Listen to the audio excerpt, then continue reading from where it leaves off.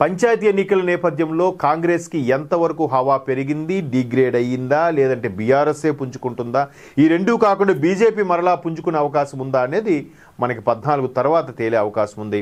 So మొత్తం మీద రెండో విడతలో 4332 గ్రామ పంచాయతీ ఎన్నికలు నిర్వహిస్తుండగా 415 సర్పంచ్ స్థానాలు ఏకగ్రీవం అయిపోయాయి. పలు కారణాలతో 5 సర్పంచ్ స్థానాలకు నామినేషన్లు దాఖలు కాలేదు. మిగిలిన 3911 సర్పంచ్ స్థానాలకు ఎన్నికలు జరగనుండగా 13,128 మంది అభ్యర్థులు బరిలో నిలిచారు. సో ఇక్కడ మొత్తం మీద తెలంగాణ వ్యాప్తంగా కూడా ఈ పంచాయతీ ఎన్నికలు, బీసీ రిజర్వేషన్లు, మరోవైపు కాంగ్రెస్ బీఆర్ఎస్ నువ్వా నేనా అని ఉండడం, బీజేపీ కూడా 2 ఏళ్ల పరిపాలనలో కాంగ్రెస్ ఎంతసేపు పబ్లిసిటీ చేసుకుంది, కేంద్రం నుండి కాంగ్రెస్కి మద్దతుగా తెలంగాణ నిధులన్నీ కట్టబెడుతోందని ఆరోపణలతో నిన్న బీజేపీ ఒక నిరసన కూడా ప్రదర్శించింది. దానికి కేంద్ర మంత్రి, రాష్ట్ర అధ్యక్షులు వీళ్ళందరూ కూడా హాజరయ్యారు, కాంగ్రెస్పై పోరు నినదించారు. మరోవైపు పీసీసీ అధ్యక్షులు కూడా దాన్ని ఖండించడం జరిగింది. సో మొత్తం మీద తెలంగాణ పంచాయతీ ఎన్నికల ఘోష ఏదైతే ఉందో 14న పోలింగ్ జరగబోతోంది. ఏకగ్రీవంగా కొన్ని జరిగాయి.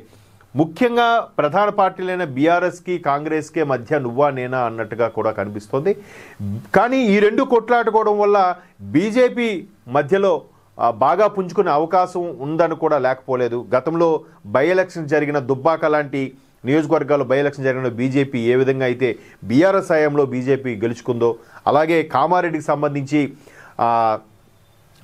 ప్రస్తుత ముఖ్యమంత్రి రేవంత్ రెడ్డి గారు, మాజీ ముఖ్యమంత్రి కేసీఆర్ గారు పోటీ చేసినా కూడా అనూహ్యంగా ఆయన మన బీజేపీ అభ్యర్థి గెలుచుకోవడం కూడా ఒక నిజంగా చరిత్రలో అది గుర్తుండిపోయే ఒక అంశంగా కనిపిస్తోంది. అయితే బీఆర్ఎస్ కాంగ్రెస్ ఈ రెండు పోటీ పడడం, కాంగ్రెస్ అధికారంలో ఉంది కాబట్టి కాంగ్రెస్ సత్తా చాటుతుందా, లేదా బీఆర్ఎస్ కూడా కొంత సత్తా చాటుతుందా, ఈ రెండింటికి మధ్యంతరంగా బీజేపీ లాభపడుతుందా అనేది మనకి 14 తర్వాత తేలే అవకాశం ఉంది. ఇప్పటికే ఈ 415 ఏకగ్రీవ ఎన్నికల్లో కూడా ఎక్కువగానే కాంగ్రెస్ దక్కించుకుందనే